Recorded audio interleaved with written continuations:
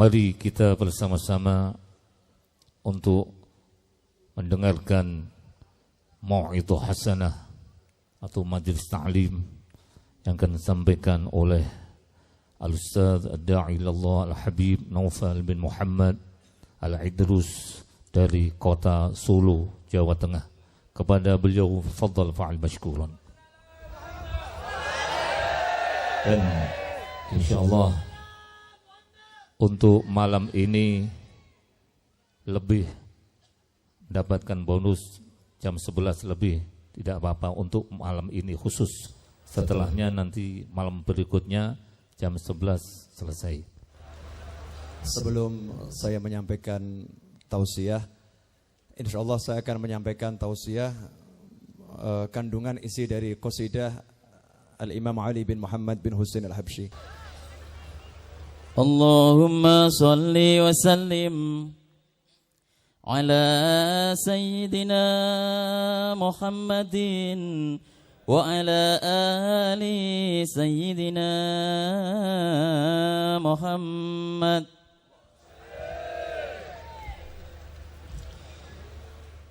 I'rifil haq li ahlil haqqi wasaluk ma'ahum fit tariqi tuqamin haitsu saru warahum fit tariqi tuqamin haitsu saru warahum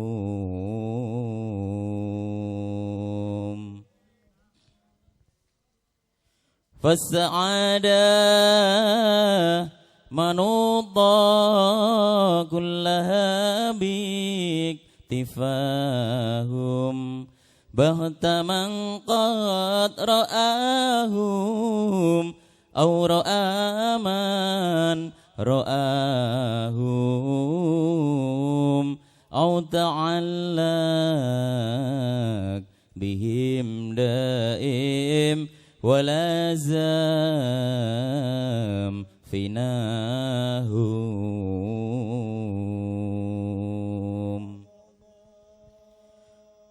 fannahum qawm mahad fil bariyah kama hum la turafiq wa tasahab fil khaliqah siwahum fanna maulak wa farmin hibati atahum jadwan am alaihim birridha wajtabahum ya lahum qawmu yarda rabbuna min ridahum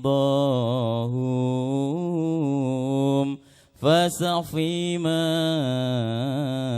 sa'aw wa syarab ma'al qawm mahum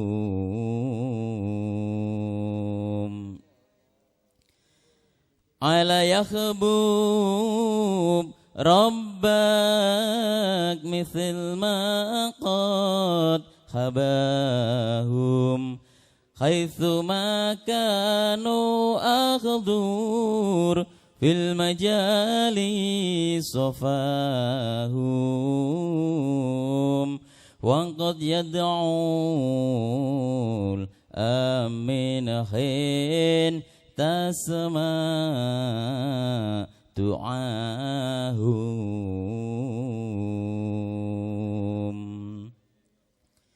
wal tamis min madadhum wastamid min nadahum fanna fi ma sa'au khay الورى مقتداهم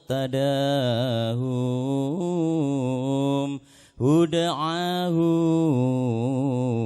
إلى ربي وسياد بناهم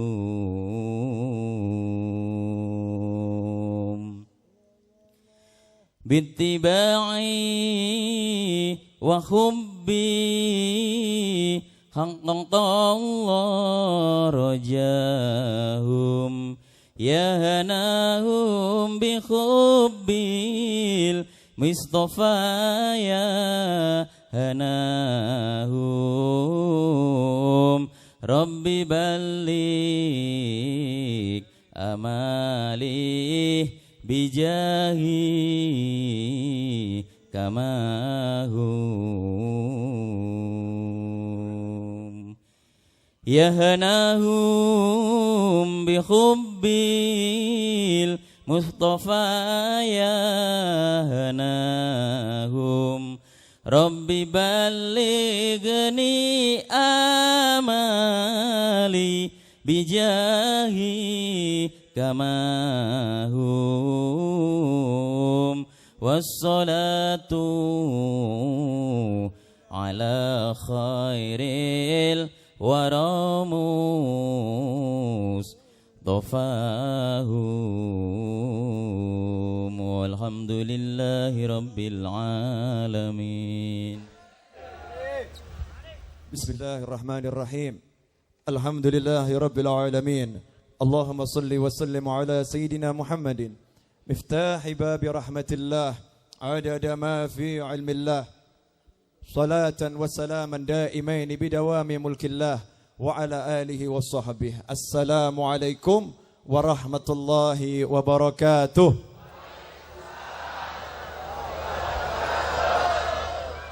Mari Anda bersyukur kepada Allah. Bersyukurlah kalian semua kepada Allah, karena Allah telah memberi kalian keteguhan hati, kesungguhan semangat, walau di tengah guyuran hujan, di saat orang malas untuk melangkahkan kaki keluar dari rumah, Allah meneguhkan hati kalian, menguatkan hati kalian, sehingga hati kalian tidak tergoda oleh bujuk rayu hujan. Kalian pun berada di tengah-tengah alun-alun ini dengan hujan yang tidak berhenti mengguyur, hanya karena seorang manusia, seorang pelita, yaitu baginda Muhammad sallallahu alaihi wasallam. Fa ushhidukum, karena itu saya bersaksi, duhai Nabi Muhammad sallallahu alaihi wasallam, tolong saudara-saudara saya yang pada malam hari ini rela diguyur hujan demi cintanya kepadamu ya Rasulullah, kelak di hari kiamat jangan engkau haramkan dari syafaatmu ya Rasulullah. Jangan haramkan beliau-beliau yang ada di depan saya ini dari syafaatmu, dan berikanlah saya dan kami semua yang berada di panggung ini keberkahan-keberkahan mereka yang rela diguyur di malam hari ini, sehingga kami pun mendapatkan keberkahan orang-orang yang ada di tengah-tengah kami ini ya Rasulullah. Sehingga engkau pun berikan syafaatmu kepada kami semua, berikan syafaatmu kepada kami semua ya Rabbana ya Wadud, ya Allah yang maha pengasih, ya Allah yang maha penyayang, ya Allah yang maha lembut, ya Allah yang maha rahmah, ya Allah yang di malam hari ini menurunkan hujan yang insya Allah hujan rahmah. Sebagaimana engkau basahi bumi Malang ini dan sekitarnya dengan hujan di malam hari ini, maka basahilah hati kami dengan hujan rahmat-Mu ya Allah.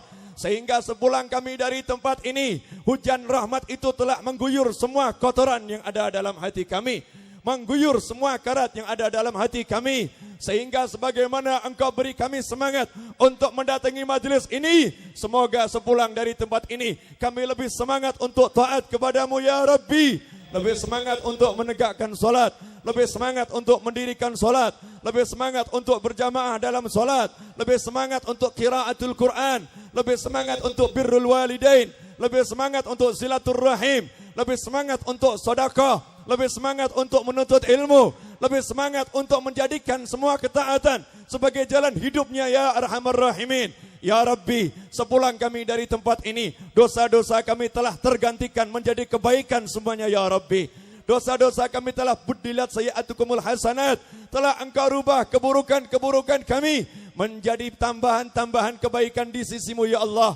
Menjadi catatan-catatan kebajikan di sisimu ya Allah. Ya Arhamar Rahimin, bijahin Nabi wa alin Nabi wa ashabin Nabi wa awliya was salihin. Ya Rabbi taqabbal hadhihi ad-da'awat wa ajjil lana bil bisharat birahmatika ya Arhamar Rahimin.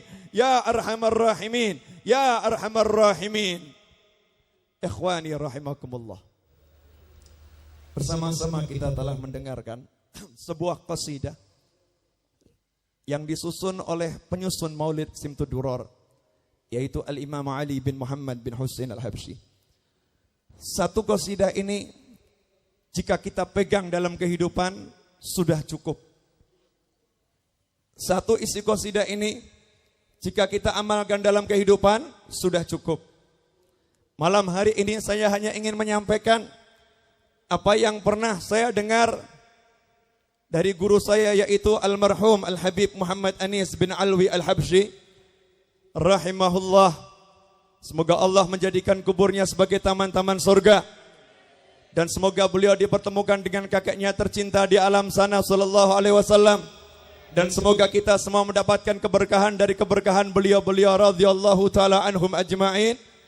Yang pernah beliau sampaikan semasa hidupnya, ketika mendengar qasidah ini beliau menyampaikan beberapa penjelasan.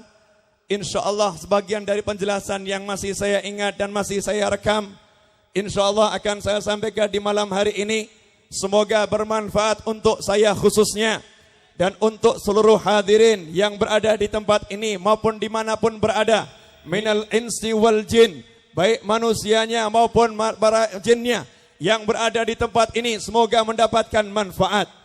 Al-Habib Ali bin Muhammad bin Husain Al-Habsyi menyatakan dalam qasidahnya, i'rifil haq li ahlil haq, i'rifil haq li ahlil haq wasluk ma'ahum. Kata beliau, kenalilah hak, orang-orang ahlil hak, dan berjalanlah kamu bersama mereka. Pertama-tama perlu diketahui siapa yang dimaksud dengan ahlul haq. Ahlul haq diantaranya adalah para awliya wassalihin, orang-orang yang soleh, orang-orang yang dekat dengan Allah, orang-orang yang membaktikan hidupnya untuk taat kepada Allah, orang-orang yang membaktikan hidupnya untuk menjauhi semua yang dilarang oleh Allah, orang-orang yang melihat apa yang dicintai oleh Nabi Muhammad SAW, apa yang diinginkan oleh Rasulullah, dilihat bagaimana di dirinya itu ada tidak yang diinginkan. Kalau belum ada, maka ia jadikan di dirinya apa yang diinginkan Rasul ada pada dirinya. Dilihat di dirinya ada tidak yang dibenci oleh Rasul. Ketika melihat di dirinya masih ada yang dibenci oleh Rasul, maka ia tinggalkan semua yang dibenci Rasul dalam dirinya, karena ia ingin bisa dekat dengan Nabi Muhammad sallallahu alaihi wasallam. Al-auliya was-salihun, para wali, orang-orang yang soleh, bukan mereka yang berjubah, bukan mereka yang pakai imamah, bukan mereka yang pakai gamis, bukan mereka yang pakai libasut taqwa. Karena dalam sebuah hadis disebutkan berapa banyak manusia-manusia, thiyabuhum, pakaian mereka thiyabul anbiya, pakaiannya pakaian para nabi, tapi sayang amalannya amalan orang-orang yang dimurkai oleh Allah Subhanahu wa taala. Pakaian ini memang sunnah untuk dipakai oleh seorang muslim, mengenakan jubah, mengenakan imamah, mengenakan rida, berbusana sebar putih, sunnah yang disunahkan oleh Nabi Muhammad sallallahu alaihi wasallam. Tetapi pakaian ini tidak bisa menjadi ukuran kesolehan seseorang, tidak bisa menjadi ukuran kewalian seseorang, tidak bisa menjadi ukuran keilmuan seseorang. Karena itu kita jangan tertipu oleh orang-orang yang sedang sekedar penampilannya, penampilan orang-orang yang soleh, amalannya, amalan orang yang soleh. Belum tentu orang tersebut wali di sisi Allah Subhanahu wa ta'ala. Belum tentu orang tersebut alim di sisi Allah Subhanahu wa ta'ala. Seorang yang alim di sisi Allah, sebagaimana disebutkan oleh Allah di dalam wahyunya, Innama yakhshallaha min ibadihil ulama. Sesungguhnya yang namanya ulama adalah orang-orang yang bisa takut kepada Allah. Sesungguhnya yang takut kepada Allah dari kalangan semua hambanya adalah para ulama. Karena itu ciri utama ulama, punya rasa takut yang tinggi kepada Allah Subhanahu wa ta'ala. Takut dengan pandangannya, takut dengan pendengarannya, takut dengan ucapannya, takut dengan apa yang dimakan, takut dengan gerak kakinya, takut dengan duduknya, takut dalam diamnya. Semua khasyah kulluh, keyakinan, keimanan al-khasyah kulluh, rasa takut yang menyeluruh ada dalam dirinya. Al-awliya was-salihin, al-ulama yang dimaksud adalah seperti Al-Imam Ali Zainal Abidin radhiyallahu taala anhu, cucu Nabi Muhammad sallallahu alaihi wasallam, yang mana beliau satu hari salat sunnah 1000 rakaat. Sebagaimana kita ketahui, walaupun satu hari beliau salat sunnah 1000 rakaat, beliau berderma tanpa kenal ketakutan rasa miskin. Gak pernah takut miskin dalam berderma. Ibadahnya luar biasa. Tetapi beliau selalu menangis, berlindung kepada Allah agar diselamatkan dari siksa api neraka. Memohon kepada Allah agar dijauhkan dari siksa api neraka. Bahkan ketika beliau sedang khusyuk salat, rumah beliau terbakar. Masyarakat berbondong-bondong datang untuk mengingatkan beliau. Saat itu beliau lagi khusyuk dalam salatnya. Masyarakat tidak berani mendekat karena obaran api begitu besar. Ditunggu sampai kobaran api padam. Masyarakat masuk. Saat itu tiang-tiang rumah udah berjatuhan. Dilihat Al-Imam Ali Zainal Abidin As-Sajjad, beliau sedang bertahiyat, kemudian mengucapkan Assalamualaikum warahmatullah, Assalamualaikum warahmatullah. Selesai salat beliau bertanya, apa yang terjadi? Maka masyarakat mengatakan, bukankah rumahmu telah terbakar? Apakah engkau tidak menyadari wahai cucu Nabi? Maka beliau pun berkata, Al-hadni narul kubra anin naris sughra. Beliau mengatakan, api neraka yang besar telah membuat aku tidak menyadari adanya kobaran api yang kecil ini. Hadirin yang dimuliakan Allah, beliau salat menghadap Allah, takut masuk ke dalam nerakanya Allah. Beliau cucu Nabi Muhammad sallallahu alaihi wasallam yang satu hari salat sunnahnya 1000 rakaat. Kita lihat bagaimana Imam Syafi'i rahimahullah, beliau satu hari khatam Al-Quran 1 kali. Jika di bulan Ramadan, beliau khatam Al-Quran 2 kali. Kita juga melihat bagaimana Imam Abu Hanifah, beliau itu setiap hari khatam Al-Quran. Bahkan dalam sebuah riwayat disebutkan sekian puluh tahun beliau itu salat 5 waktu hanya dengan 1 wudu. Salat 5 waktu hanya dengan 1 wudu. Imam Abu Hanifah yang berjalan melewati sebuah pasar, kemudian mendengar salah seorang warga masyarakat berkata, lihat, itu adalah seorang imam yang luar biasa. Imam yang setiap malam tidak pernah tidur. Imam yang kalau malam selalu salat menghadap Allah Subhanahu wa ta'ala. Imam Abu Hanifah pun menangis. Beliau pulang minta ampun kepada Allah. Ya Allah, ampuni aku atas prasangka baik masyarakat kepadaku. Sedangkan diriku belum seperti itu. Aku baru mampu bangun setengah malam, belum bangun seluruh malam. Maka mulai malam hari itu beliau menangis dan beliau paksakan dirinya untuk tidak tidur sepanjang malam. Sejak malam hari itu beliau tuntut dirinya selama puluhan tahun untuk tidak tidur di malam hari guna mewujudkan prasangka baik seorang muslim. Imam Abu Hanifah yang seperti ini, beliau ketika meninggal dunia, di tempat di mana beliau meninggal dunia, beliau telah mengkhatamkan Al-Quran sebanyak 7.000 kali. Hadirin yang dimuliakan Allah, Imam Ahmad bin Hanbal rahimahullah, seorang yang menghafalkan lebih dari 1 juta hadis sehingga mendapat julukan Imam Ahlus Sunnah wal Jamaah. Imamnya Ahlus Sunnah wal Jamaah, Imam Imam Ahmad bin Hanbal yang seperti itu masih tawadhu kepada Imam Syafi'i, merendahkan dirinya di hadapan Imam Syafi'i, berguru kepada Imam Syafi'i, dan setiap hari selepas salat Imam Ahmad bin Hanbal setelah salam selalu mendoakan Imam Syafi'i dengan doanya yang terkenal. Selepas salam beliau berkata kepada putrinya, wahai putriku, aku tidak pernah meninggalkan doa untuk Muhammad bin Idris Asy-Syafi'i. beliau berkata, selepas sholat pasti aku baca doa, Rabbighfirli wali walidayya wali Muhammad bin Idris Asy-Syafi'i. Beliau seorang ulama, tapi beliau mendoakan ulama yang lain. Inilah yang namanya orang soleh. Inilah yang namanya wali. Inilah yang namanya orang yang dekat dengan Allah Subhanahu wa ta'ala. Saya akan berikan begitu banyak contoh biar kita mengerti siapa yang dimaksud ahlul haq. Jadi kita enggak gampang-gampang mengatakan fulan ahlul haq, fulan ahlul haq, fulan ahlul haq. Kalau Anda ingin tahu ahlul haq, Sunan Ampel itu ahlul haq. Al-Habib Abu Bakar bin Muhammad As-Segaf Gresik itu ahlul haq. Banyak aulia yang ada di tanah Jawa ini, mereka ahlul haq. Al-Qudama, orang-orang yang terdahulu ahlul haq. Lantas bagaimana dengan kita saat mendengar kisah-kisah seperti Imam Syafi'i, Imam Abu Hanifah, apa yang kita lakukan? Sekedar menjadi hiburan di telinga. Tidak ada niatan untuk mencontoh dan mengikutinya. Sehingga dari tahun ke tahun kita mendengar Sayyidina Ali Zainal Abidin satu hari sholat sunnah 1000 rakaat. Tetapi kita memantapkan rawatib qabliyah wal ba'diyah, itu pun tidak kita lakukan. Memantapkan sholat duha, itu pun tidak kita lakukan. Memantapkan sholat tahajud, itu pun tidak kita lakukan. Jangankan tahajud, sholat witir itu pun tidak kita lakukan dengan istiqamah. Sholat-sholat sunnah yang muakkadah tidak kita terapkan dalam kehidupan sehari-hari. Al-Habib Abdullah bin Alwi Al-Haddad, penyusun Ratibul Haddad, penyusun Wirdul Latif, yang menjadi mercusuarnya Alawiyin. Beliau adalah seorang Habib yang sejak umur 4 tahun sudah mengalami tunanetra. Tetapi kehilangan penglihatannya tidak menyurutkan semangatnya untuk mendekatkan diri kepada Allah.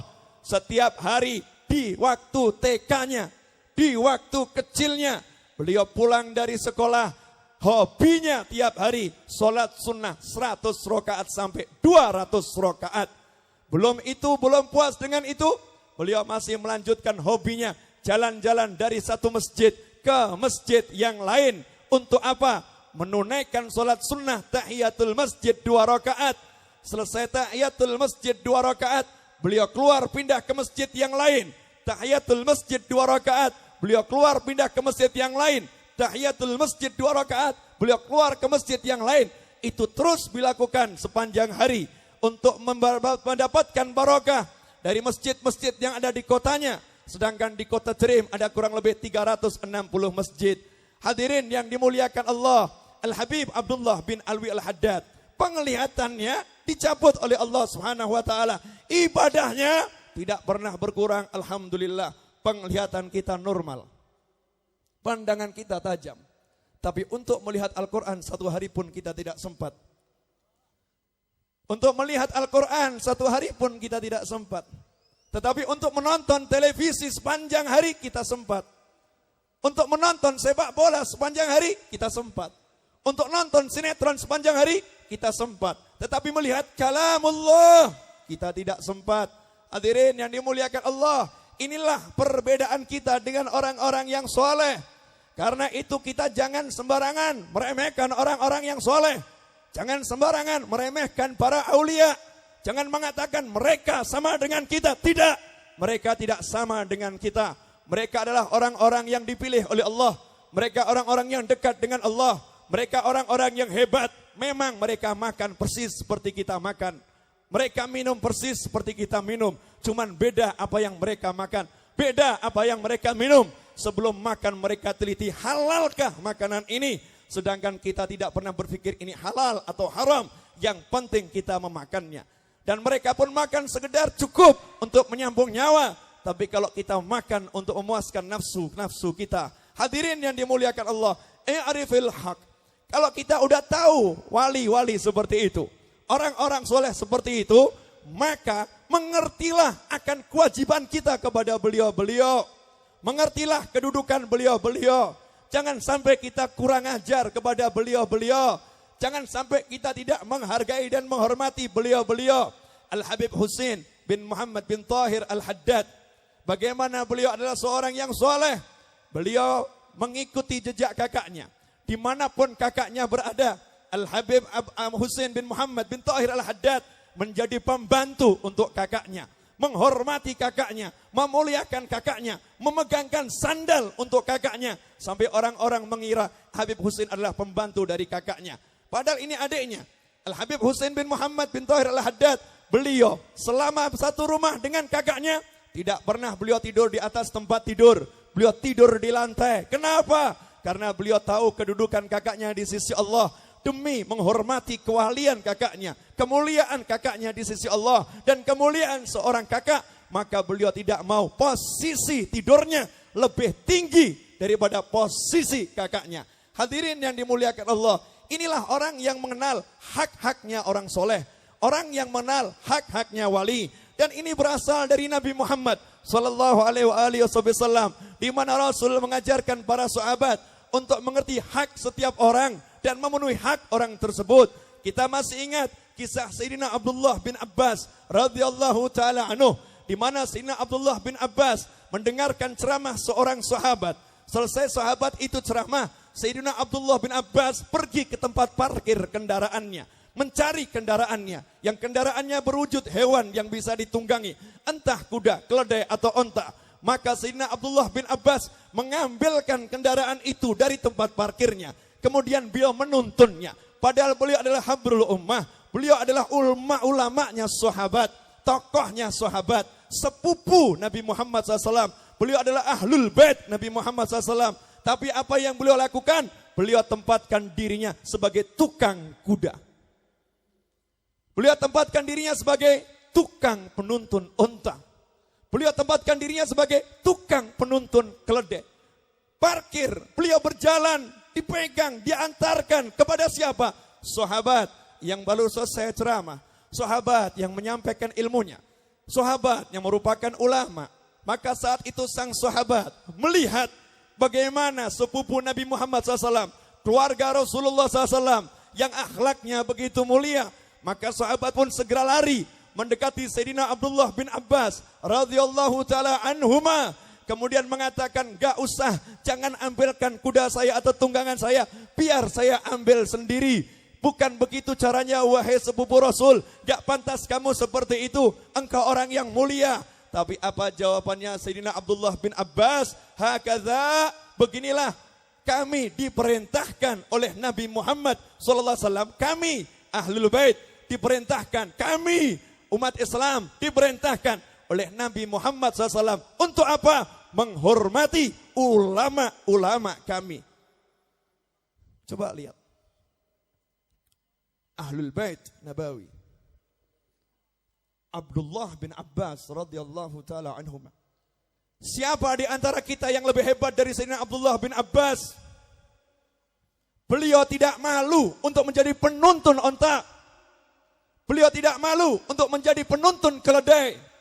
Demi memuliakan al-ulama, demi mengagungkan ulama.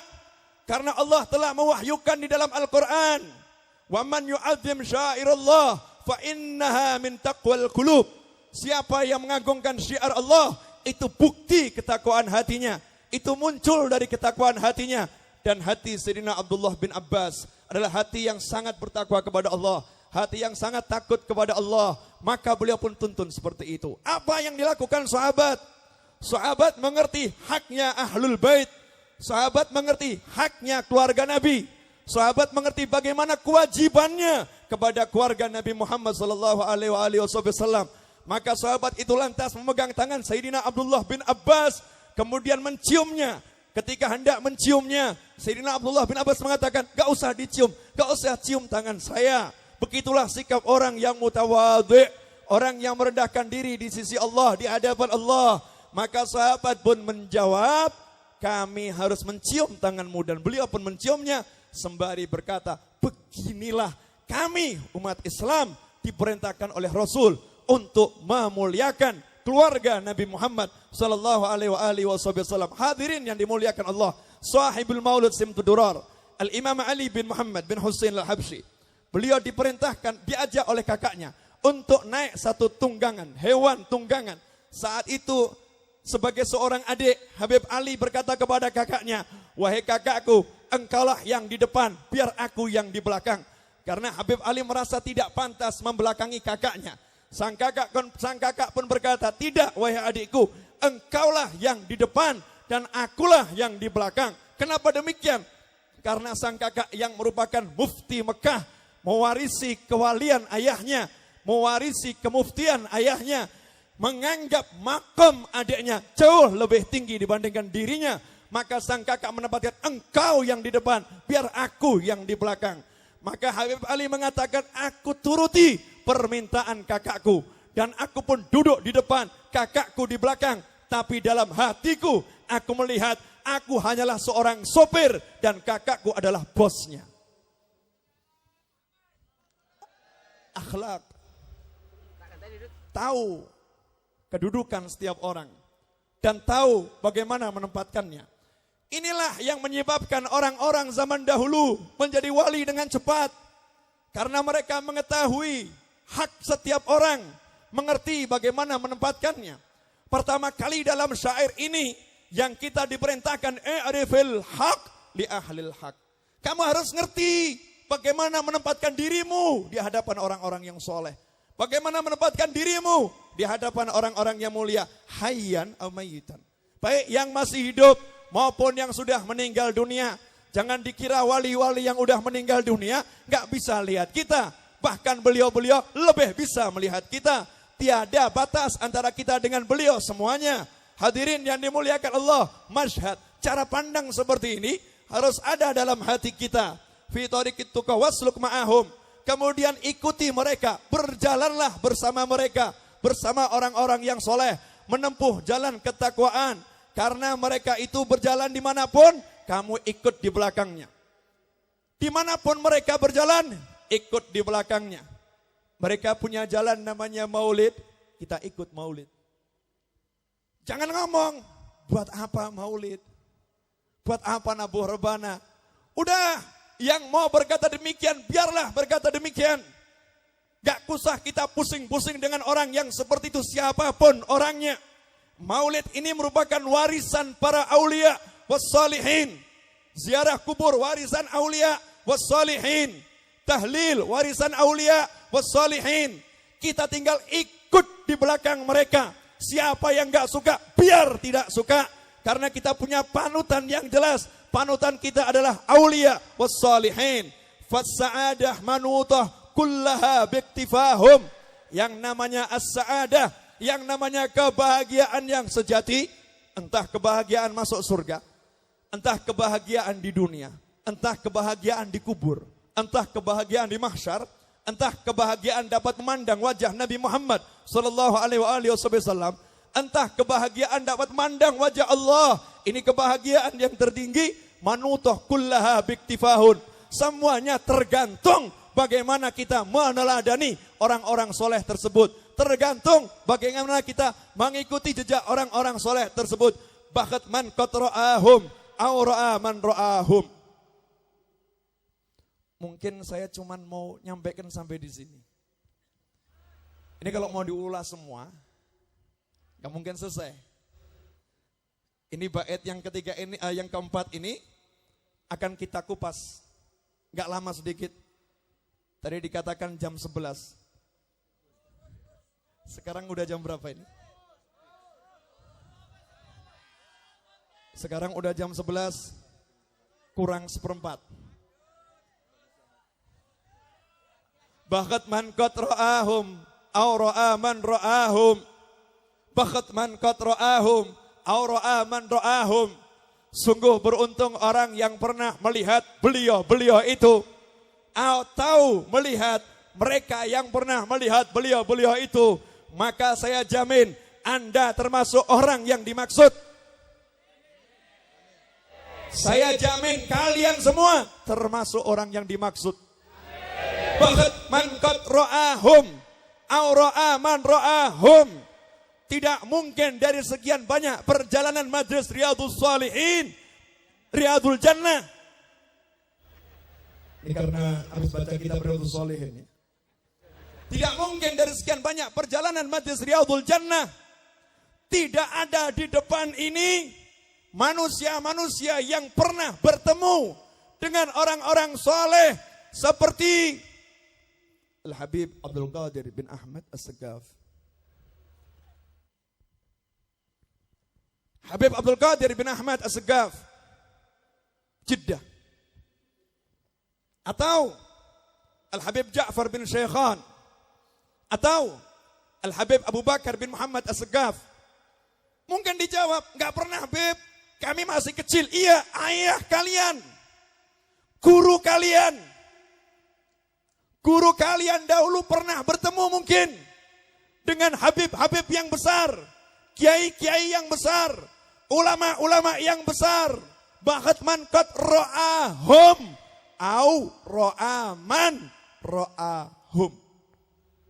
Sungguh beruntung orang yang udah pernah melihat beliau-beliau itu, atau melihat orang yang pernah melihat beliau-beliau itu. Gak usah jauh-jauh. Saya mau nanya boleh? Siapa di sini yang pernah datang haul di Solo di zaman Habib Anis? Coba angkat tangan. Haul Solo yang pernah datang di masa Habib Anis dulu. Coba di sini. Angkat tangan saja. Baik yang di panggung maupun di luar panggung. Coba lihat. Coba angkat tangan. Saya pengen tahu. Ini kalau belum berarti kan masih muda-muda, baru mulai. Yang di sini lihat di belakang panggung nih. Banyak enggak? Banyak. Sekarang saya mau nanya. Habib Anis putranya siapa? Habib Alwi. Udah kita ambil di situ aja ya. Habib Anis putranya Habib Alwi. Artinya Habib Anis melihat Habib Alwi. Sekarang saya mau nanya. Habib Alwi melihat siapa? Melihat Habib Ali. Habib Ali bin Muhammad Al-Habsyi melihat siapa? Usia 19 tahun. Sebagaimana disebutkan dalam kalam beliau. Beliau ziarah kepada kakeknya tercinta. Nabi Muhammad SAW. Saat beliau berziarah, tiba-tiba ada ledakan cahaya dari hujrah Nabawi SAW. Dan muncullah sosok Nabi Muhammad SAW. Kemudian Nabi memberikan kabar gembira kepada beliau. Dan Habib Ali melihat Nabi Muhammad SAW yaqadhatan la manaman. Melihat secara langsung. Kalau melihat wali aja seperti itu. Lalu bagaimana yang langsung melihat Nabi Muhammad SAW? Dalam sebuah hadis bil makna, Rasul SAW menyatakan, tuba man qad ra'ani au ra'aman ra'ani. Rasul bersabda bil makna, kama qala SAW, sungguh beruntung orang yang pernah melihat aku, kata Rasul, atau melihat seseorang yang pernah melihat aku. Ahli ilmu zahir mengartikan yang dimaksud oleh Nabi adalah para sahabat dan para tabi'in. Jika yang dimaksudkan hanya para sahabat dan para tabi'in, maka hadis ini tidak berlaku untuk kita semua. Tapi ahli ilmu batin, as-sufi, mereka punya pemahaman indallah, mendapatkan pemahaman dari Allah. Rasul menyatakan di sini, siapa yang melihat aku? Rasul tidak menambahkan semasa aku hidup. Tapi Rasul mengatakan siapa yang pernah melihat aku? Artinya melihat Nabi Muhammad sallallahu alaihi wasallam, entah ketika beliau hidup maupun setelah beliau meninggal dunia. Sedangkan dalam hadis yang lain, beliau menyatakan, man ra'ani fil manam faqad ra'ani haqqan. Fa inna syaitan la yatamatsalu bi. Atau kama qala sallallahu. Siapa yang bermimpi bertemu aku, melihat aku, maka dia telah benar-benar melihat aku, karena setan tidak dapat menjelma menyerupai diriku. Dalam hadis yang lain, Rasul bersabda nih buat orang-orang yang tadi ngomong ini Habib Noval, Ustadz Noval itu mengada-ada. Masa zaman demikian bisa ketemu Rasulullah, bisa lihat Rasulullah secara langsung? Mana dalilnya? Hei orang-orang yang mengaku pecinta Nabi Muhammad sallallahu alaihi wasallam. Hei orang-orang yang mengaku pengikut Al-Quran. Hei orang-orang yang mengaku pengikut sunnah. Isma' kalam, dengarkan ucapan saya ini. Dalam sebuah hadis Rasul bersabda, man ra'ani fil manam sayarani yaqadhatan. Atau kama qala sallallahu alaihi wasallam, Siapa yang melihatku dalam mimpinya, maka dia pasti akan melihatku secara nyata. Ini yang ngomong bukan saya. Rasul yang ngomong. Ada manusia-manusia yang akan dimuliakan oleh Rasul, bertemu dengan Rasul secara nyata. Memang ada perbedaan pendapat di kalangan ulama. Apa yang dimaksud melihat secara nyata? Maka terbagi menjadi 3 kelompok. Yang pertama, melihat secara nyata, yakni nanti fil jannah. Kalau nanti di surga, kata ulama yang lain gak usah dibahas. Ada yang mengatakan melihat secara nyata nanti ba'dal maut. Entah di alam kubur, mahsyar. Ada yang mengatakan, dan ini yang dipegang oleh Sadah Alawiyah dan Sadah Sufiyah, mereka berpegang pada pendapat yang menyatakan bahwasannya dalam arti melihat Rasul secara nyata adalah saat ini dalam kehidupan dunia, maupun nanti dalam kehidupan kubur, maupun nanti dalam kehidupan mahsyar, maupun nanti di jannahnya Allah Subhanahu wa taala. Nah sekarang Habib Anis lihat Habib Alwi. Habib Alwi lihat Habib Ali. Habib Ali lihat Nabi Muhammad sallallahu alaihi wasallam. Sekarang saya mau nanya, Anda melihat siapa? Lihat Gus Rahim. Gus Rahim pernah ketemu Habib Anis enggak? Pernah. Habib Anis pernah ketemu ayahnya enggak? Pernah. Ayahnya pernah ketemu kakeknya enggak? Pernah. Kakeknya pernah ketemu Rasulullah enggak? Pernah. Itulah mengapa diadakan haul. Itulah mengapa diadakan Jumu'at Al-Kabirah. Majelis-majelis yang besar. Ada haul di sana, haul di sana. Itulah mengapa ulama-ulama terdahulu tidak capek datang dari jauh. Habib-habib yang besar, kiai-kiai yang besar, yang benar-benar soleh, menyempatkan diri datang ke majelis meskipun jauh. Untuk apa? Biar masyarakat melihat wajah mereka. Rahmatan lahum. Karena beliau-beliau punya rahmat yang besar. Gak mungkin beliau ngomong, tonton saya, gak mungkin. Tapi beliau menyempatkan diri datang agar orang melihat beliau-beliau itu. Kenapa? Beliau pernah melihat aulia. Sehingga dengan bantuan mata yang memandang wali ini, otomatis manusia yang memandangnya dapat jaminan sungguh beruntung. Saya ambil satu contoh cerita. Nanti coba dilihat di kitab Raudhur Rayyahin. Lihat di sana. Ini bukan omong kosong. Kisah nyata. Ini bukan dongeng. Kumpul masyarakat karena paceklik begitu lama. Tidak turun hujan. Masyarakat berdoa, tapi doanya tak kunjung dikabulkan. Tiba-tiba datang satu orang biasa. Orang yang gak dikenal kesolihannya. Orang yang tidak dianggap oleh masyarakat. Orang itu kemudian berjalan, berhenti. Dia menengadahkan ke arah langit. Kemudian berkata, bihubbika. Dengan berkat cintamu ya Allah kepadaku. Turunkan hujan kepada kami sekarang juga. Yang dengar doanya kaget. Ini orang nekat ini. Pede bener nih orang.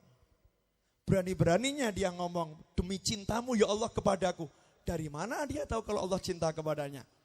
Kok berani orang ini ngaku-ngaku? Tapi subhanallah, selesai dia berkata seperti itu, hujan turun. Alhamdulillah hujan berhenti sekarang ya. Jadi bisa tenang mendengarkan majelis ini bisa tenang. Tadi sambil duduk kita baca doanya Rasulullah SAW. Cuman Anda nggak dengar. Tahu nggak doa Rasul untuk menghentikan hujan? Lain kali ini saya tularkan ilmu menghentikan hujan. Mau? Oh, enggak? Dalam hadits sahih riwayat Imam Bukhari, ketika Rasul SAW duduk di mimbar hari Jumat ceramah, datang seorang mengatakan, ya Rasulullah, ini akan hancur nih, paceklik begitu lama, nggak ada hujan. Binatang, ternak, tanaman mati semua. Maka Rasul angkat tangan, hari itu juga hujan turun. Selesai Rasul berdoa, hujan turun. 1 minggu hujannya nggak berhenti-berhenti. Orang yang sama datang, ya Rasulullah, di hari Jumat yang sama. Dan dikatakan di riwayat Rasul lagi di mimbar. Ngomong, ya Rasulullah, ini kalau dibiarkan, binatang-binatang mati juga. Bangunan-bangunan hancur. Karena banjir di mana? di mana-mana. Maka Rasul angkat tangan, Allahumma hawalaina wala alaina. Ringkasnya begitu, doanya panjang. Nanti kalau kepanjangan nggak bisa diamalkan. Kita ambil cukup sebagian. Allahumma hawalaina wala alaina. Boleh Anda tambahkan Allahumma alal Batu wa ala Surabaya. Ya, wa ala Solo. Allahumma hawalaina, ya Allah tolong hujannya dikirim ke sekitar wilayah kami. Jangan tempat di mana kami sedang berada. Ini doa yang ngajarkan Nabi. Udah diamalkan belum? Sudah, tadi saya duduk di situ baca. Allahumma hawalaina wa ala alaina, Allahumma hawalaina wa ala alaina, gitu ya. Cuman kalau doa harus yakin kok kabul. Alhamdulillah juga terkabul. Sebab kalau ceramah sambil kehujanan, kesian yang diceramahi. Dengar sambil muter-muter gini. Allahumma hawalaina wala alaina. Iklan tadi. Sampai di mana ceramah saya tadi? Sampai di mana? Sampai di mana ceramah saya tadi? Pacekle, hujan. Itu yang iklannya. Sebelum itu apa ceramahnya? Haul. Ya. Tentang haul. Cerita tentang seorang yang minta hujan. Hujan turun. Seketika hujan turun. Hujan turun seketika. Maka saat itu ditanya, kamu ini kok pede bener kalau Allah cinta sama kamu? Memang kelihatan hujan langsung turun, tapi dalilnya mana Allah cinta sama kamu? Dijawab, bagaimana Allah gak cinta kepada saya? Allah sudah mengizinkan mata saya melihat Abu Yazid Al-Bustami rahimahullah. Coba ini loh, orang dulu tuh punya yakin. Lihat wali itu yakin, saya orang beruntung. Kalau orang sekarang ketemu artis yakin orang beruntung. Ayo betul tak betul? Saya ketemu artis, wah, Masya Allah. Ini beruntung itu kalau ketemu orang-orang yang soleh. Makanya foto orang-orang yang soleh dipajang di rumah-rumah kita. Foto Habib Abu Bakar Gresik, foto Habib Abu Ja'far bin Syekhon, semua itu. Foto Habib Muhammad bin Husain Neon dipasang. Tujuannya apa? Biar anak kita lihat tuh wajah orang soleh. Bukan tiap hari, mohon maaf ibu-ibu, bapak-bapak yang ditonton wajah orang kafir. Entah lewat nonton pahanya orang yang main sepak bola. Itu kalau ada siaran langsung sepak bola dari luar negeri itu yang main orang kafir atau muslim? Orang kafir. Nontonnya asik enggak? Asyik. Bahkan fotonya dipajang. Wah, ini fulan yang jago sepak bola. Sebagaimana mata memandang wajah orang soleh akan menimbulkan kesolehan, maka mata memandang wajah orang kafir akan menimbulkan kekotoran di dalam hati. Na'udzubillah min dzalik, dan tiap hari nonton televisi dan kita lihat wajah yang macam-macam. Ini kalimat Bakhat man qad ra'ahum ini luar biasa. Sungguh beruntung orang yang pernah melihat beliau-beliau itu, makanya kita berjuang. Gimana caranya kita melihat beliau-beliau itu dalam Sahih Al-Bukhari? Coba lihat di situ. Diceritakan para tabi'in itu kalau mau perang cari dulu ada ndak di tengah-tengah kita orang yang pernah melihat Nabi Muhammad SAW. Para tabi'in tanya, ada enggak di tengah-tengah kita sahabat? Ada enggak? Kalau ada sahabat, maka tabi'in yakin pasti perangnya dimenangkan oleh tabi'in. Berkat apa? Berkat mata yang pernah memandang Nabi Muhammad SAW. Para tabi'in, baca itu di Sahih Bukhari.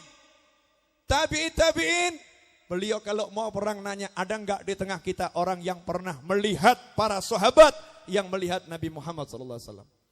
Maka dijawab ada.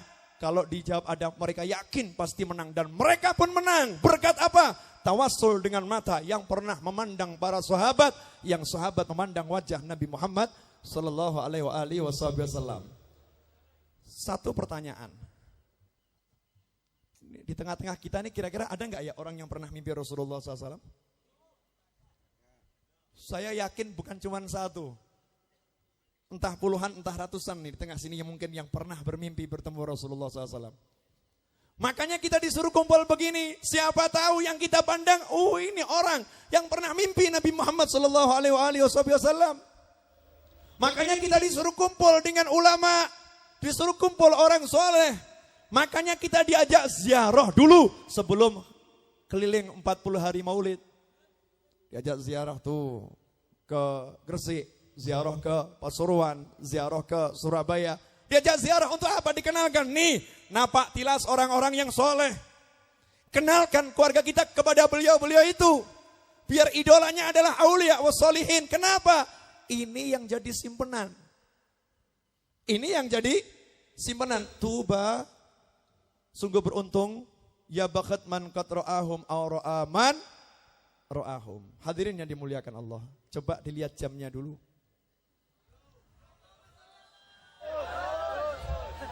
Jam 11 lewat 2 menit.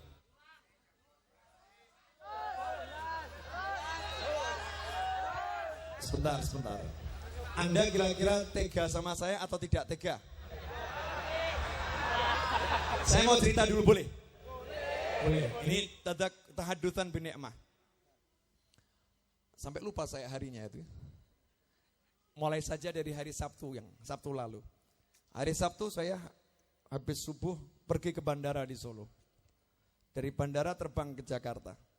Sampai di Jakarta nunggu di airport sekian jam, kemudian terbang ke Palembang.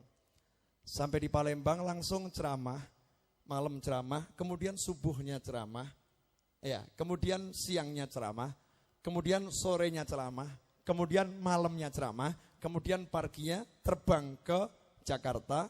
Kemudian keesokan harinya terbang ke Samarinda, sampai Samarinda ceramah. Kemudian dari Samarinda terbang ke Surabaya. Alhamdulillah sampai Surabaya ziarah. Selesai ziarah kemudian naik mobil menuju Malang. Sampai Malang kemudian masuk Taman Surga. Alhamdulillah. Insya Allah dari Taman Surga pulang ke Solo. Sampai di Solo insya Allah terbang ke Jakarta. Sampai Jakarta insya Allah pergi ke Puncak. Selesai Puncak insya Allah Sabtu pulang ke Solo. Insya Allah dari Solo, Sabtu, malamnya ceramah di desa. Kemudian paginya hari Ahad insya Allah pergi ke Jogja. Mobil parkir di bandara sebagai sopir, parkir mobil di bandara. Kemudian naik pesawat menuju Banjarmasin. Sampai di Banjarmasin ceramah. Paginya langsung pulang lagi ke Jogja, ambil mobil ke Solo. Jadwal berikutnya saya belum hafal. Saya mau nanya. Tega.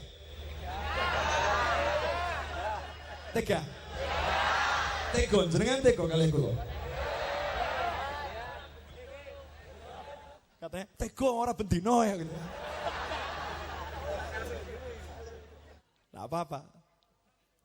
Ini sekedar untuk nyegerkan. Tadi kan ceramah saya tegang terus gitu ya. Mulai tegang karena saya lagi membawakan kalam yang memang harus seperti itu. Jadi ceramah itu harus ada yang begitu, ada yang datar terus. Selesai datarnya, tadi jenengan kena datarnya kan kemudian domblong gitu ya. Oh iya bener gitu ya.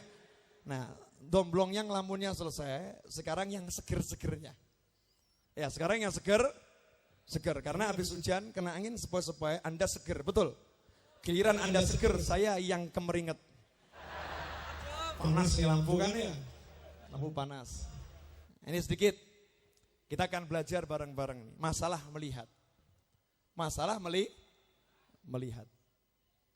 Nanti zaman yang akan datang, insya Allah itu nanti nggak pakai sidik jari lagi. Tapi nanti pakai sidik retina. Jadi seperti di film-film kan orang, matanya yang disorot. Ya kan? Kenapa? Karena mata ini punya rahasia yang sangat besar. Kata orang Solo, dari mata turun ke hati. Oh, ini memang benar. Orang itu kalau lihat sesuatu langsung kontak ke hati. Nah, rahasianya di mana? Nabi Muhammad SAW dilihat oleh seseorang. Ya, dilihat oleh seseorang. Orang ini dengan kedua matanya udah melihat Nabi SAW secara utuh. Sekarang saya mau nanya, mata Nabi Muhammad SAW, penglihatan Rasulullah, pernah lihat siapa? Pernah lihat siapa? Pernah lihat siapa? Kita pernah lihat Allah belum? Yang pernah lihat Allah siapa? Nabi Muhammad SAW. Apa yang dilihat oleh Rasul ini direkam di bola mata beliau. Direkam di sekujur tubuh beliau. Rahmatan lana, umat beliau SAW. Begitu ada orang yang melihat Rasulullah SAW dengan iman, dengan yakin, maka ia langsung mendapatkan sir nadhar Rasul ilallah.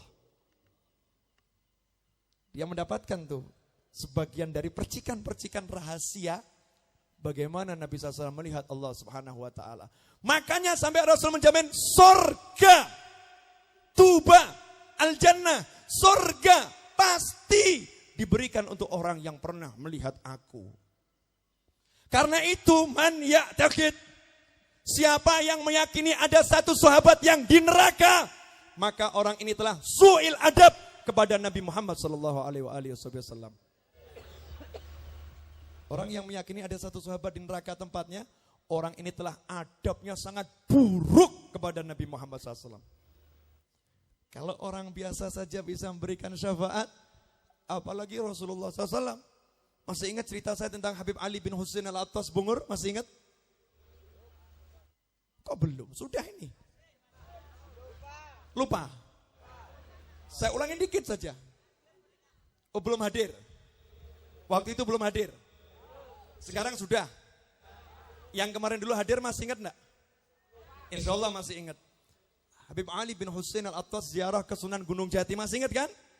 Ya. Apa ucapan beliau? Ketika yang lain enggak boleh masuk, beliau mengatakan udah ziarahnya dari sini saja kan? Dari luar makom ya. Nah, kalimat beliau yang sangat indah, beliau berkata, wallahi, demi Allah.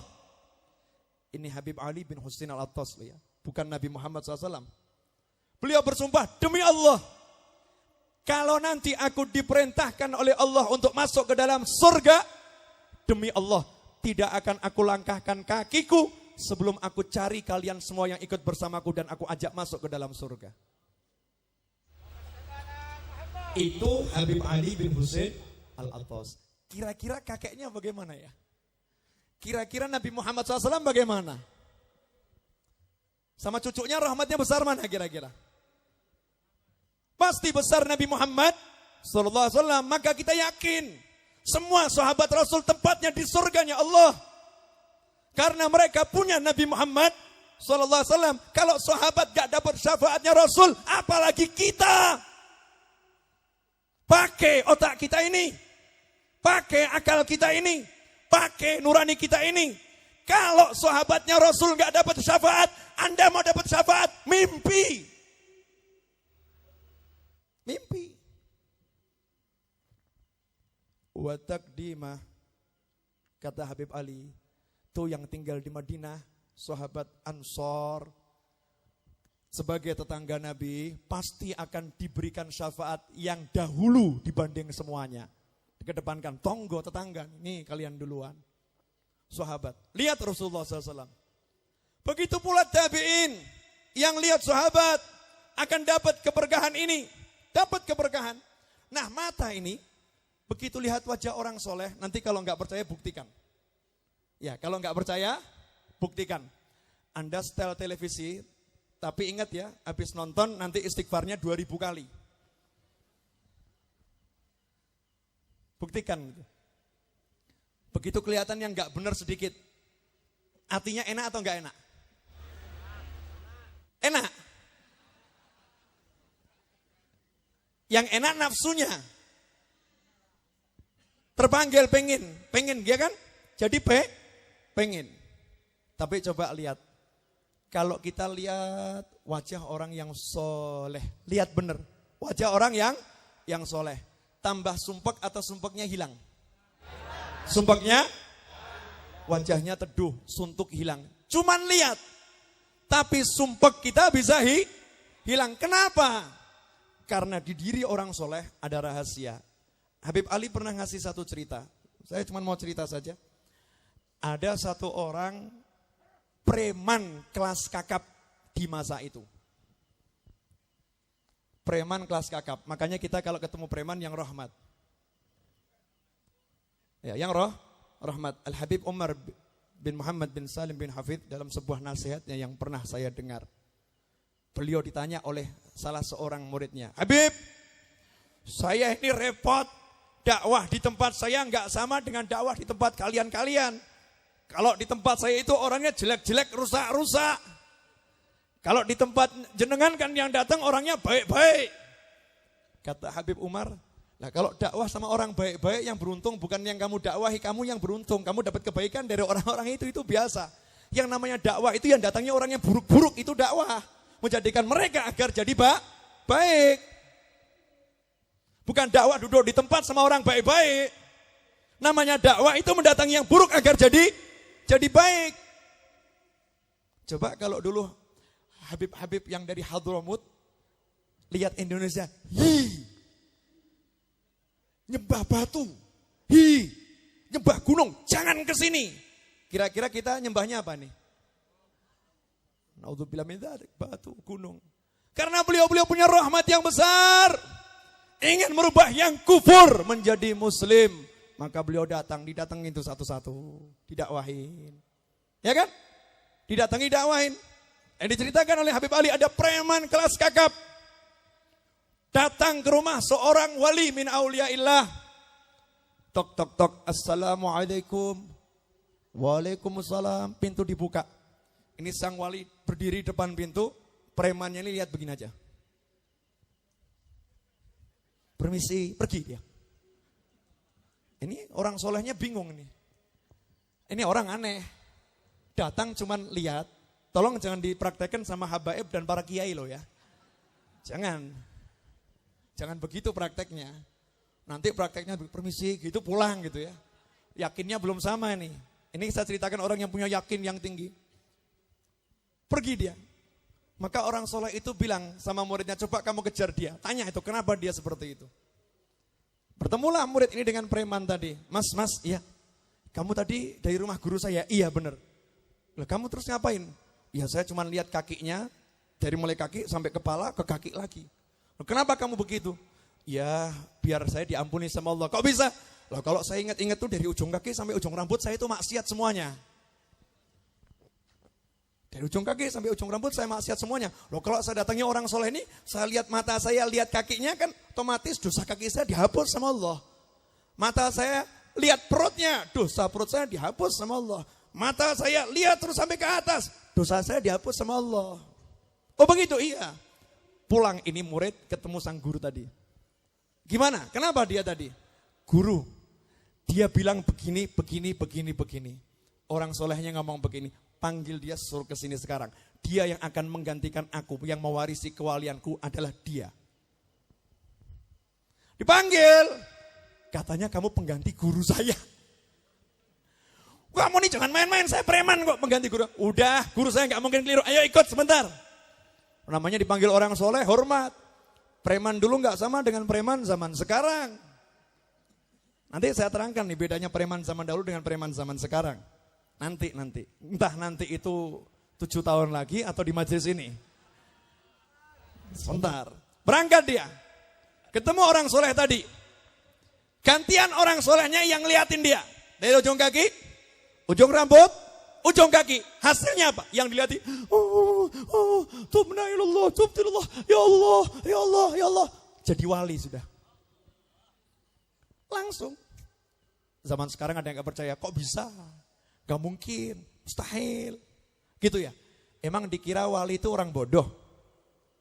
Saya kasih tahu, orang bodoh pun bisa format tuh handphone. Handphone tuh diformat, semua kontak listnya hilang semua, diisi yang baru seketika, cuman dicolokkan pakai Bluetooth bisa. Bahkan kalau BlackBerry Messenger ditransfer itu datanya bisa semua. Emangnya wali sama BlackBerry pinter BlackBerry?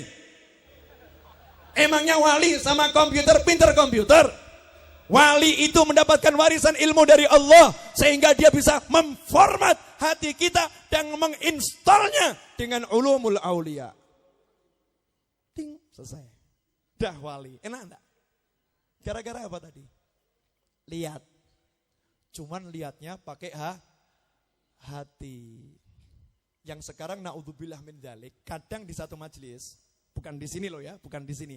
Kadang di satu majelis lihat ada ustadz yang berjubah atau ada ustadz lain yang enggak pakai jubah ceramah.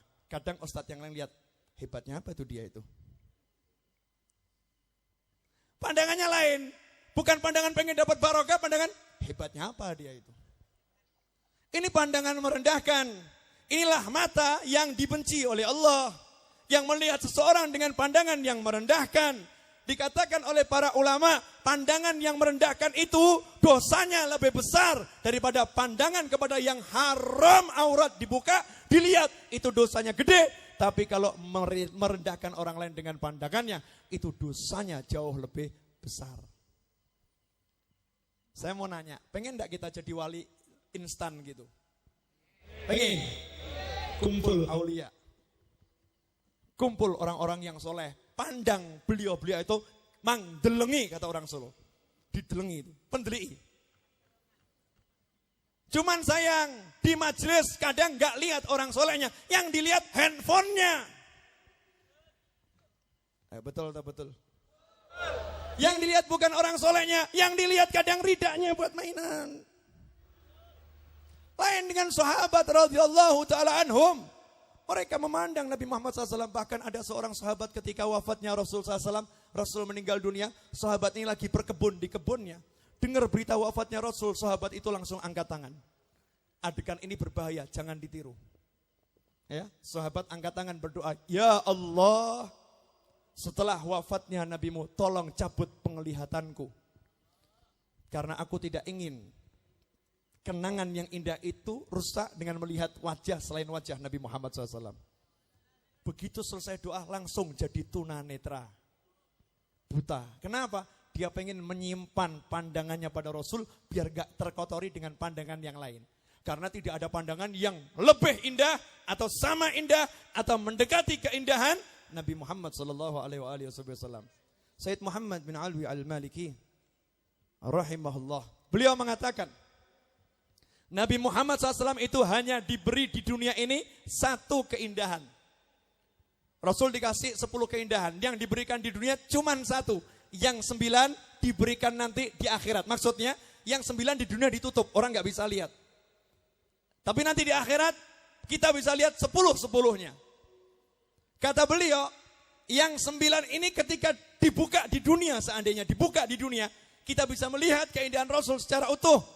Maka manusia akan menyayat-nyayat wajahnya dengan silet tanpa terasa. Wajah kita disilet-silet itu enggak akan terasa. Kalau Nabi Yusuf itu kan teriris, wanita yang melihat enggak terasa. Nah itu tangan. Ini wajah lebih. Kalau kita lihat keindahan Rasul secara utuh, maka wajah ini ditusuk-tusuk bagaimanapun tidak akan terasa. Karena terbius dengan keindahan Nabi Muhammad SAW. Pertanyaan saya selanjutnya. Kira-kira mau enggak mimpi Rasulullah? Pengen enggak? Pandangan kita dibersihkan dulu. Yang haram ditinggalkan. Bagaimana kita melihat Rasulullah sedangkan ini kameranya, lensanya kotor. Kalau itu saya kotorin bisa buat nyuting enggak, Mas? Gak bisa. Walaupun ada di depan, kelihatan enggak? Gak kelihatan. Tapi kalau itu dibersihkan, kelihatan enggak di depan? Kelihatan. Mata kita ini kalau dibersihkan, kelihatan enggak? Kelihatan. Makanya Habib Ali mengatakan, hei orang-orang yang matanya belen. Ya orang udah layan. Orang-orang yang matanya belen gak bisa lihat Rasulullah SAW. Tapi aulia wa sholihin mereka lihat. Bahkan dikatakan mereka-mereka yang soleh dulu, umurnya itu belum tumbuh kumisnya, udah bisa lihat Nabi Muhammad SAW. Hadirin dimuliakan Allah. Bedanya preman zaman dahulu dengan preman zaman sekarang. Saya kasih contoh. Mau? Ada satu preman lagi mabuk-mabukan dengan wanita-wanita. Gitaran, genjrengan gak karu-karuan. Orang soleh ngajak teman-temannya duduk bersila di depan rumah preman tadi. Kemudian ngomong kepada pembantu sang preman. Sampaikan majikanmu, suruh berhenti. Udah sampaikan, majikan tuh ada orang-orang soleh lagi bersila depan rumah. Nyuruh Anda berhenti. Enggak, saya enggak mau berhenti, ini asyik mabuk. Ya, asyik mabuk. Kembali orang solehnya dikasih tahu seperti itu, ngomong, sampaikan sama dia. Kalau enggak berhenti akan kami tebas dengan pedang-pedang malam. Akan kami tebas lehernya dengan pedang-pedang malam. Premannya keluar, nanya, apa maksud kalian pedang-pedang malam? Kata orang soleh, kami enggak suka bertengkar, kami enggak suka pakai senjata. Lah terus pedang malam, kami akan duduk sini zikir, doa, minta kamu dicabut nyawanya sama Allah.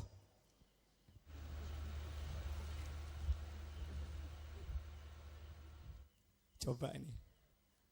Begitu dengar begitu, jangan. Saya mau panjang umur. Jangan. Premannya mau didoakan mati takut. Kalau preman sama saya dongakno ora wedi aku. Kenapa? Karena yang dongo ya padha wae sama premannya. Dongo nih orang kabul. Kalau orang dulu doanya sangat kabul sehingga didengar, nanti kamu saya doakan takut luar biasa. Kalau zaman sekarang tambah ditantang, ayo coba kamu doa, ayo coba dongo ya ora kabul. Kenapa? Yang haram ya dimakan. Cuman bentuknya beda. Yang satu preman secara nyata, lah kalau kita ini kan preman tapi nggak kelihatan kepremanannya. Siapa yang hari ini nggak lihat haram ngaku? Kita ini kan nggak sengaja lihat haram enggak? Iya, itu kan bagian dari kepremanan, kemaksiatan. Beda dengan orang-orang soleh. Makanya hadirin dimuliakan Allah, rahmat nih kita kumpul begini. Kata Al-Habib Idrus bin Umar Al-Habsyi dalam nasihatnya, nih kalau ada yang kumpul seperti ini, pulang, dosanya diampuni semua. Kok bisa? Ada yang datang bawa cahaya 1 watt. Ada yang bawa cahaya udah kriip-kriip mau mati gitu. Nur imannya udah mau mati. Ada yang datang bawa cahaya seperti lampu ini. Terang benderang, imannya kuat. Ada yang datang cahayanya setengah. Kumpul jadi satu, Rasulullah SAW datang memberkati. Diberkati oleh Rasul, yang pulang itu bawa cahaya seterang ini semua. Pasti. Cuman yang jadi masalah, ada yang gak langsung pulang. Udah bawa cahaya besar, mampir nongkrong. Sehingga cahayanya ditinggal di tempat nongkrongannya. Dia pulang, gak bawa apa. Paham maksud saya? Terakhir.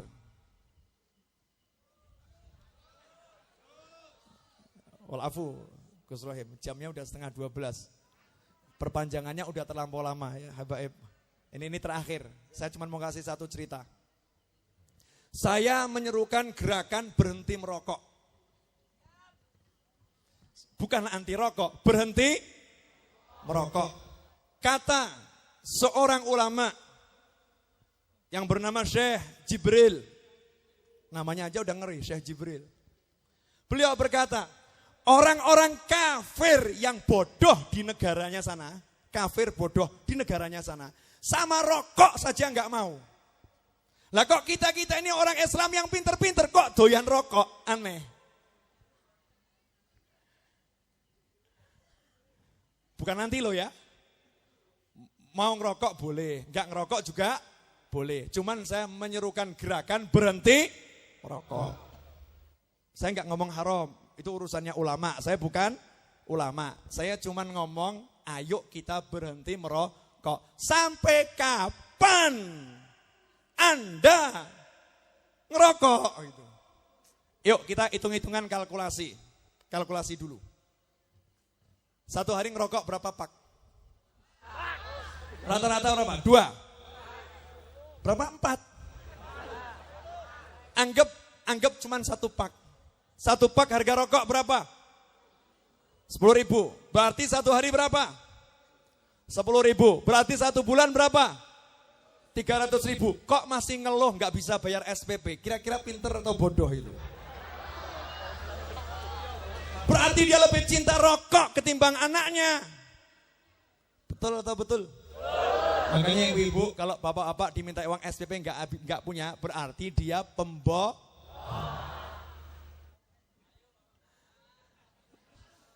Gerakan berhenti merokok.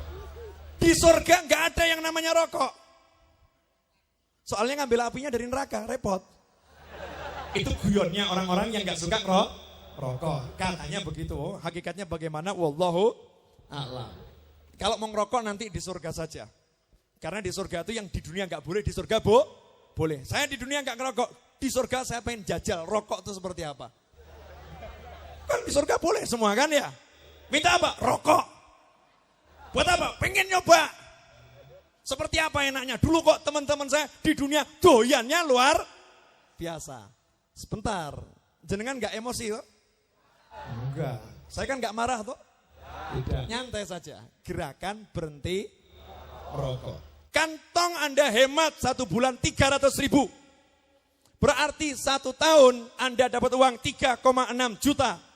Berarti kalau Anda mau menahan diri merokok dengan cara siapkan celengan. Kemudian katakan niat umroh. Setiap kali mau beli rokok langsung plung Kanjeng Nabi.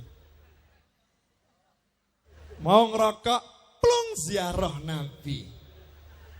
Insya Allah kalau 1 tahun 3,6, insya Allah 4 tahun ditambah sedikit jenengan bisa ke Madinah Al-Munawwarah.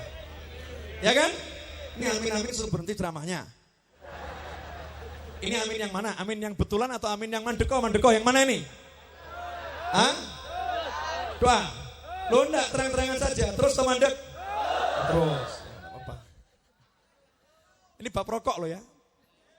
Saya cuma mau cerita. Ya. Jadi rokok ini buat kita sakit. Bukan cuma buat kita sakit, buat anak kita sakit karena asapnya akan meracuni orang lain.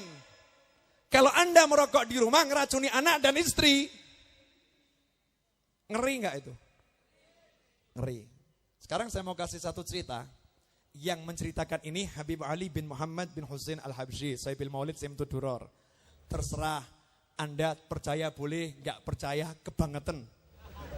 Ngakunya pecinta Riyadhul Jannah, pecinta Simtud Duror, kok nggak percaya sama kisahnya Sohibul Maulid. Berarti ciri-ciri bukan wali. Ciri-ciri bukan wali itu nggak percaya ceritanya wali. Ciri-ciri wali dia percaya ceritanya wali. Kalau jenengan percaya ceritanya wali berarti jenengan sudah wali. Walaupun masih kelas 3. Alhamdulillah loh ya.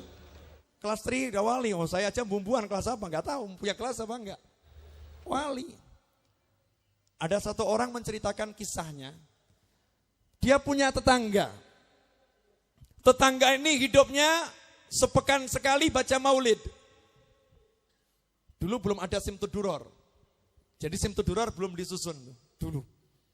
Biasanya bacanya dibain. Dibaca itu maulid.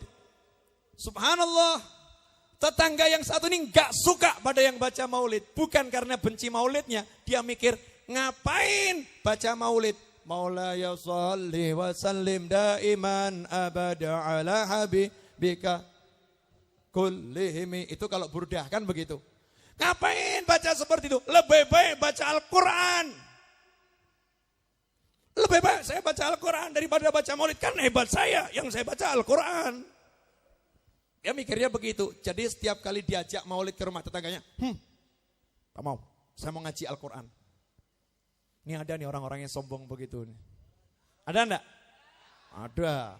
Gaya nih. Dikira tuh kalau orang baca maulid gak baca Al-Quran itu loh bodohnya orang-orang itu. Jenengan ngaji mboten ten griya? Baca Quran kan? Baca. Anda baca Quran kan? Baca. Cuman ada timingnya, ada waktunya baca Al-Quran, ada waktunya sholawat. Tuh yang hidupnya ngakunya gak mau maulid, lebih baik baca Al-Quran. Jenengan pergi ke pasar tidak? Pergi, gak usah ke pasar, lebih baik baca Al-Quran daripada ke pasar. Kok gak ngomong gitu ya? Giliran sama maulid, lebih baik baca Al-Quran daripada maulid.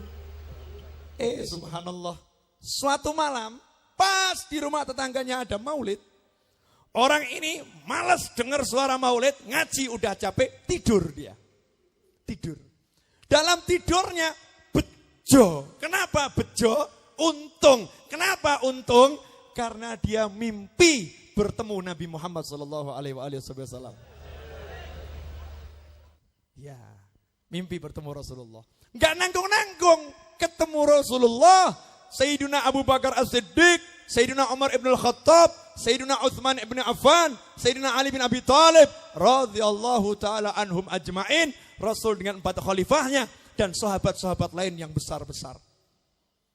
Ya saat itu nanya dia, Kanjeng Nabi, ini sebuah keuntungan yang luar biasa buat saya, ini kehormatan. Jenengan mau mampir ke rumah saya. Maka Rasul menjawab bil makna, sebetulnya saya enggak mau mampir ke rumahmu. Nah terus mau kemana ya Rasulullah? Ke rumah tetanggamu. Setiap kali dia baca maulid, saya dan rombongan selalu datang ke sana. Cuman malam hari ini, lah kok di majelis ada yang rokok. Saya nggak bisa masuk majelis ada rokoknya. Makanya saya mampir ke rumah kamu saja. Bangun tidur. Besoknya langsung ngomong kepada tetangganya. Mulai minggu depan saya ikut terus maulidnya. Bingung, orang yang anti, orang yang nggak seneng, tiba-tiba daftar jadi anggota Riyadul Jannah. Aneh kan ini? Daftar jadi anggota maulid, pengen hadir, pengen ini, ngomong begitu. Nanya, yang Saibul Maulid nih, yang buat maulid nanya, kamu kok begini kenapa? Tadi malam saya mimpi Rasulullah SAW. Rasulullah itu mampir ke rumah saya gara-gara di majelis kamu ada yang ngerokok. Jadi dia terima kasih sama yang ngerokok gitu ya. Nah kalau kita terima kasih atau benci? Kalau sampai menghambat datangnya Rasulullah SAW, kita benci atau senang? Makanya di majelis maulid jangan sampai ada yang merokok. Kalau mau di luar itu silahkan. Paham? Ya, karena itu kalau datang majelis maulid usahakan jangan bawa rokok. Mau masuk masjid jangan bawa rokok. Ta'adduban ma Allah, beradab kepada Allah. Masuk masjid, rokok taruh di luar. Saya salut tuh pernah lihat ada orang yang rokok, dikeluarkan dari kantongnya rokok, dikeluarkan ditaruh di luar masjid. Hilang nggak masalah. Saya nggak mau bawa rokok ini masuk ke masjid meskipun dia perokok. Ini keren ini perokok luar biasa ini jago nih, harganya mahal nih perokok yang seperti ini. Tapi tetap jelek ngerokok soalnya. Iya, dapat apresiasi tapi ngerokoknya tetap jelek. Setuju? Gerakan berhenti merokok. Sekarang yang pengen berhenti ngerokok coba angkat tangan. Yang pengen dulu. Yang pengen dulu, meskipun belum bisa, pengen, nggak pengen berhenti ngerokok. Lah kalau rumah yang dibacakan maulid ada orang yang ngerokok, Rasul nggak jadi datang. Lah kira-kira kalau jenengan ngerokok, kira-kira Rasul datang ke tidur jenengan atau tidak? Mikir.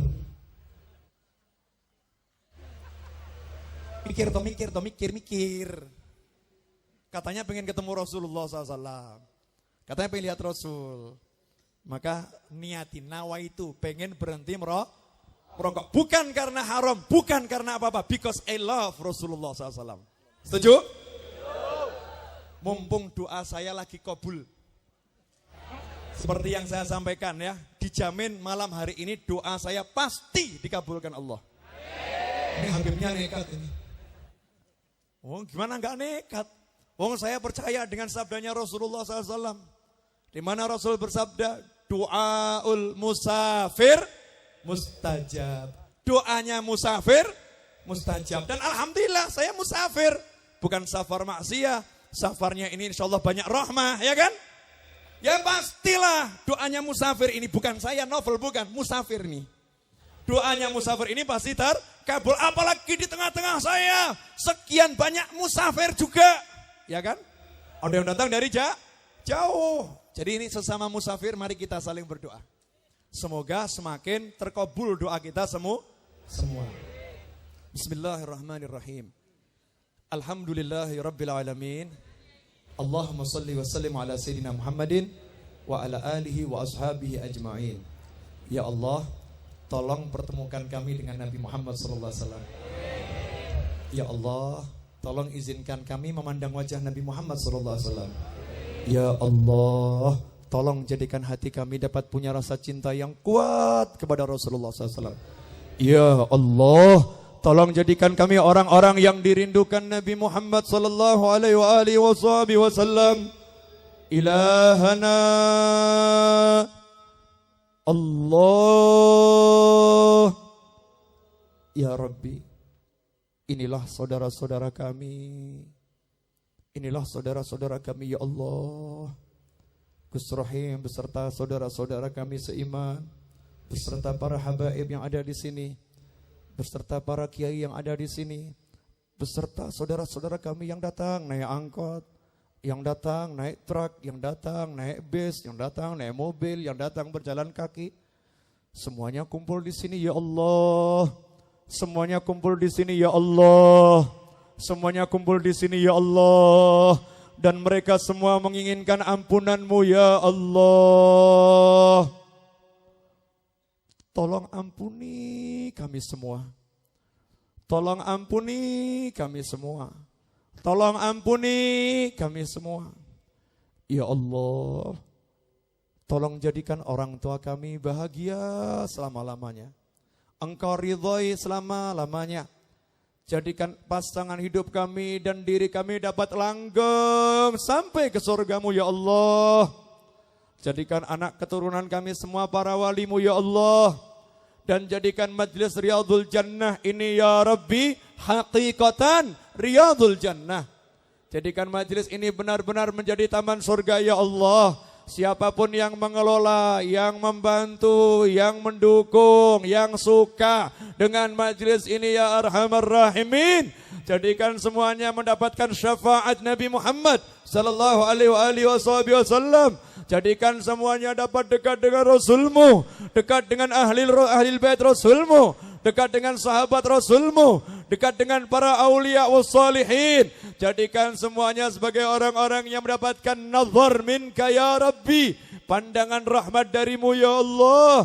Dan jadikan kami semua orang-orang yang dapat berjuang ya Rabbi untuk mensyiarkan maulid, mensyiarkan salawat, mensyiarkan ta'lim, mensyiarkan ta'allum, mensyiarkan Islam ya Rabbi. Jadikan kami orang-orang yang membaktikan hidup kami, mati kami untuk-Mu ya Allah ya Rabbi. Jadikan kami semua yang hadir di tempat ini satu hati, saling mencintai, saling menyayangi, saling membela, saling mendukung, tiada iri, tiada dengki, tiada permusuhan. Jadikan kami dapat berjuang bersama-sama untuk memunculkan cahaya ini sehingga tersebar ke seluruh pelosok negeri, sehingga yang belum beriman menjadi beriman, yang belum taat menjadi taat, yang bermaksiat menjadi taat ya Arhamar Rahimin. Ya Allah, satu hal yang kami inginkan, tolong jadikan kami, keluarga kami, sahabat kami, orang-orang yang kami cintai, orang-orang yang kami sayangi, orang-orang yang berbuat baik kepada kami, tolong jadikan semuanya kelak mendapatkan husnul khatimah. Jadikan semuanya kelak mendapatkan husnul khatimah. Jadikan semuanya kelak mendapatkan husnul khatimah. Wassallallahu ala sayyidina wa maulana Muhammadin wa ala alihi wa sahbihi sallam. Alhamdulillahi rabbil alamin ala hadhihi niyyah wa ala kulli niyatin salihatin jamiatin nafi'ah wa ila hadratin nabi sallallahu alaihi wasallam. Al-Fatihah. Bismillahirrahmanirrahim. Alhamdulillahi rabbil alamin arrahmanir rahim maliki yaumiddin.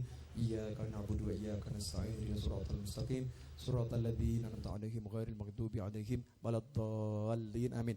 Saya mau minta hadiah Fatihah 2 ya.